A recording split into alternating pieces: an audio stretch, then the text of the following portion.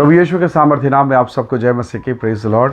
आइए आज के मनन के लिए हम प्रभु के पवित्र वचन को निकालें। मेरे साथ परमेश्वर के वचन को निकालेगा यशायाह नबी के पुस्तक उसका 49 अध्याय 49 उसका 14, 15 और 16 वचन हम पढ़ेंगे। इस प्रकार से परमेश्वर के वचन में लिखा है, परंतु सिय्योन ने कहा, यहोवा ने मुझे त्याग दिया है, मेरा प्रभु मुझे भूल गया है। क्या ये हो सकता है कि कोई माता अपने दूध पीते वाले बच्चे को भूल जाए और अपने जन्माए हुए लड़के पर दया न करे? हाँ, वो तो भूल सकती है, परंतु मैं तुझे नहीं भूल सकता। देख, मैंने तेरा चित्र अपनी हथेलियों पर खोद कर बनाया है। तेरी शहरपनाह सदैव मेरी दृष्टि के सामने बनी रहती है। Praise the Lord, hallelujah. परमेश्वर के लोगों, प्रभु का वचन कहता है, हमने पढ़ा, सिय्योन कहता है, यानी इजराइल के लोग, परमेश्वर के लोग इस बात में शोकित हैं कि क्या प्रभु में भूल गया। कई बार जीवन में कठिन परिस्थितियाँ आती हैं, आप कोर्ट कचहरी के चक्कर लगाते थक गए, अस्पताल की फाइलें मोटी होती चली जा रही, जमा धन बर्बाद हो रहा है, चंगाई मिल नहीं रही, आशीषें आ नहीं रही है, बन जाता है सारा काम और बनते बनते बिगड़ जाता है। कई ऐसी विपरीत दशाएं आती है, बच्चे के लिए प्रार्थना कर करके आप थक गए हैं, आपको लग ही नहीं रहा कि प्रभु कोई उत्तर मिलेगा, क्या ये अंधकार खत्म होगा, क्या मैं कभी समस्याओं से बाहर निकलूँगा। कई प्रकार की परिस्थिति आती है। अब जरा सोचिए, परमेश्वर ने कहा, बाइबल कहती है, सिय्योन ने कहा, यहोवा मुझे भूल गया। लेकिन दूसरे अगले पद में परमेश्वर क्या कहता है? क्या ये हो सकता है? परमेश्वर यहोवा अपने नबी के द्वारा बात कर रहा है। क्या ये हो सकता है कि माँ अपने दूध पीने वाले बच्चे को भूल जाए? प्रभु ने कहा ये हो सकता है, परंतु आगे कहा, मैं तुझे कभी ना भूलूंगा। वो भूल जाएगी पर मैं तुझे कभी ना भूलूंगा। तेरा चित्र मैंने अपनी हथेली में खोद के बनाया। Praise the Lord. कैसा प्रेम है परमेश्वर के लोगों। कई परिस्थितियाँ आती हैं। अब आप परमेश्वर के दास को देखिए, यूसुफ के जीवन को देखिए। लगभग 12-13 वर्ष तक वो जेल में था। उसके अपने भाइयों ने उसे मारा, पीटा, उसके कपड़े उतारे। सोच सकते हैं क्या हो रहा है उसके साथ। वो प्रभु का सेवक है, परमेश्वर का जन है। वो क्या गलती है उसकी? बस यही ना दर्शन देखता है, वो सपने देखता है। उसके अपनों ने उसके कपड़े उतारे, उसे मार पीट के अधमरा करके गड्ढे में डाल दिया, और उसके बाद अपने ही भाई को उन लोगों ने बेच डाला इस्माइलियों के हाथ में। क्या बीता होगा उस पर, कितनी प्रार्थनाएं उसने की होगी। कई बार मन टूट गया होगा, रोया होगा।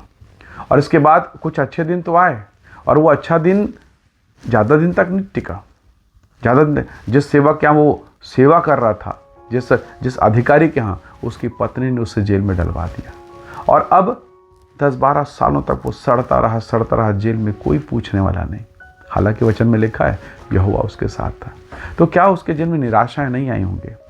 क्या उसके जीवन पीड़ा नहीं आया होगा? आया होगा। एक लंबा समय उसने बिताया, एक लंबा समय प्रार्थना में।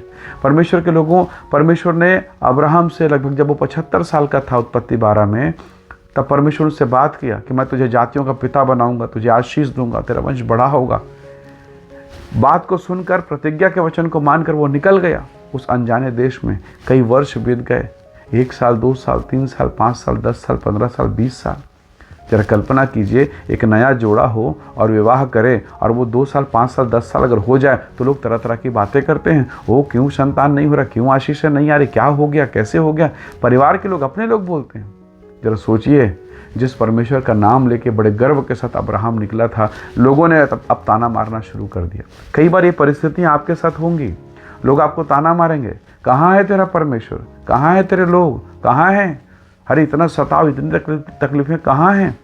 पर परमेश्वर के लोगों, इस कहाँ है, ये जो शब्द है ना, कहाँ है, इसी कहाँ है में, किस जगह पर है, किस स्थान पर है, इन्हीं सब प्रश्नों के बीच में परमेश्वर की उपस्थिति होती है। गहरे जल के ऊपर अंधियारा था, पृथ्वी बेडौल थी, सुनसान थी, पर प्रभु का आत्मा कहीं और नहीं, वहीं पर मंडलाता था। तो जब आप आंसू, अंधेरा, पीड़ाओं के दौर से, तिरस्कार के दौर से, त्यागे जाने के दौर से अगर गुजरते हैं, आपको कई बार लगेगा मैं अकेला हूँ, पर आप अकेले नहीं हैं। स्वर्ग का परमेश्वर, उसने कहा, एक माँ तुझे छोड़ेगी, मैं तुझे कभी नहीं छोड़ूंगा। उसने कहा मैं कभी नहीं छोड़ूंगा। कई बार हम मनुष्य होने के नाते बहुत निराश हो जाते हैं, अकेला महसूस करते हैं, लेकिन परमेश्वर का वचन कहता है, हम प्रभु के लिखे हुए वचन पर भरोसा करें। वो कहता है, मैं तुझे कभी ना छोड़ूंगा, न कभी तुझे त्यागूंगा। हालेलुया। परमेश्वर के लोगों, इसलिए निराश ना हो, विश्वास के साथ आगे बढ़ें। यूसुफ ने जेल में जाने के बाद, बंदीगृह में जाने के बाद ये नहीं कहा, प्रभु मैं आपको मानता हूँ, मेरे भाइयों ने अत्याचार किया, इस्माइलियों ने अत्याचार किया, मुझे यहाँ बेचा, वहाँ बेचा, और अब मैं पोतीपर के घर गया, वहाँ भी मुझ पर अत्याचार हुआ, और अब मैं जेल में हूँ, मैं क्यों आपकी आराधना करूँ। उसने ऐसा नहीं कहा। अय्यूब के जीवन में जब पीड़ाएं आई उसने उसने उसने विलाप किया, पर प्रभु के खिलाफ कोई बात नहीं कही। खुदा के लोगों, प्रभु के लोगों, परिणाम क्या हुआ? यूसुफ मिस्र के सिंहासन पर बैठा। हालेलुया। एक महान पोजीशन पर, एक महान स्थान पर वो बैठा। दानियल के जीवन को देखिए, परमेश्वर ने उसे ऊंचा उठाया। तो अगर आप परमेश्वर में बने हैं, कठिन परिस्थिति में बने हैं, आपका प्रभु आपको और ऊंचा उठाएगा, आपको महिमा देगा।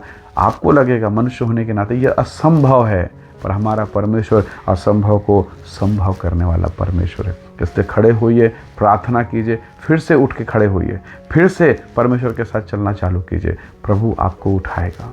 हालेलुया। 7 का 70 गुना उठाएगा।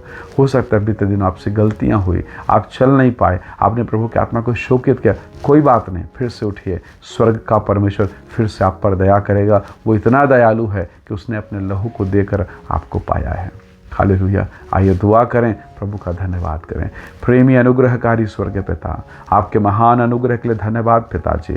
अनुग्रहकारी परमेश्वर, आप हमें भूले नहीं हैं, आप हमारे साथ हैं। और होने दीजिए प्रभु जी कि हर वो बंधन, वो पीड़ा, वो अड़चने जो इनके जीवन पर है, वो यीशु के नाम से दूर होने पाए। और इसी समय पवित्र आत्मा का हलचल इनके जीवन पर हो, बेडौलपन जाता रहे और खूबसूरती, महिमा, अद्भुत अनुग्रह प्रकट हो। प्रभु ब्लेस करें, आशीष दें, यीशु के नाम से मांगते हैं, आमीन आमीन।